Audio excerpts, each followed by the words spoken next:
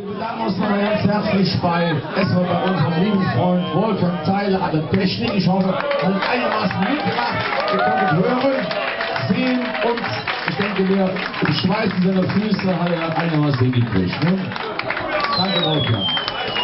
Dann möchten wir uns noch bedanken nochmal bei den Sitting Bulls, die so schön den Abend eröffnet haben.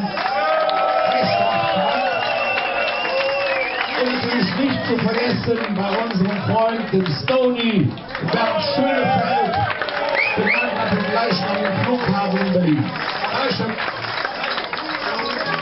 Und wir danken natürlich euch auch, dass ihr gekommen seid, so lange durchgehalten habt. Extra aus Aschaffenburg, aus Duisburg, aus Berlin, aus Pullheim, aus Rath, woher noch? Was höre ich mehr? Höhenhaus, Schelsig, Höhenheim, Höhen nicht gegangen, Höhenheim. Höhenberg, Humboldt-Bremenberg und Porzen, also Hab ich hier vergessen? Was? Oberhausen. Eieiei. Heißt das Ober? Einer ist aus Düsseldorf extra gekommen. Der ist rein raufgeschwommen und schwimmt gleich wieder zurück. Wirklich. Respekt. Bad Ostheim. Luftkurort Ostheim. Und Oberblickwohlweide. So, jetzt bringt ein Liedchen zusammen noch und dann gucken wir mal Arschleck.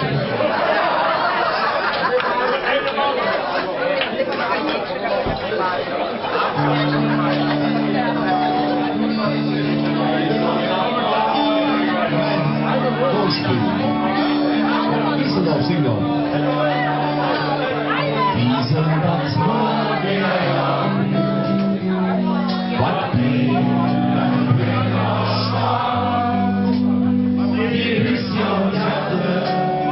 wie Stückchen und Lache ist das vorbei.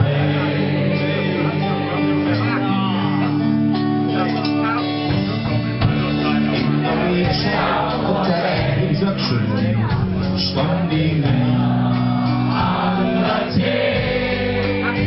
Die Frauliche Sitze, dem Schwänzchen zusammen ist das Problem.